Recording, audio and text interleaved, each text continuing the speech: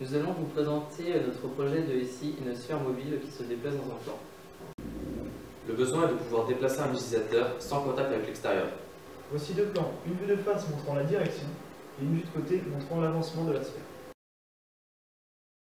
Les performances que nous souhaitons réaliser sont une vitesse de 1 mètre par seconde, une masse de la nacelle de 1 kg max, une accélération de 0,5 m par seconde carré, un angle de direction trajectoire de 20 degrés, un angle de nacelle de tangage de 90 degrés max, et pour finir, un angle de nacelle roulis de 35 degrés max.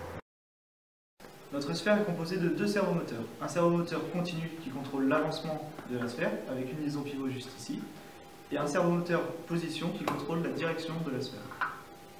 Donc nous avons utilisé une carte ENI qui est située en bas de la nacelle qui permet de contrôler en Wi-Fi les deux servomoteurs.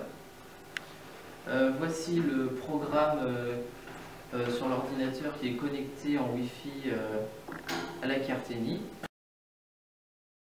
Voici l'interface de commande qui est reliée avec le programme LabVIEW.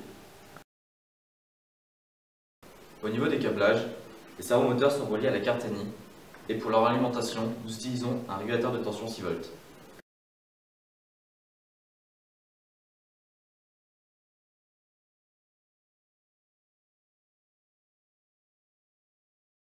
Pour la vitesse, nous avons trouvé par calcul 1,31 m par seconde, ensuite pour la simulation 1,3 m par seconde et ensuite pour l'expérimentation 1,26 m par seconde.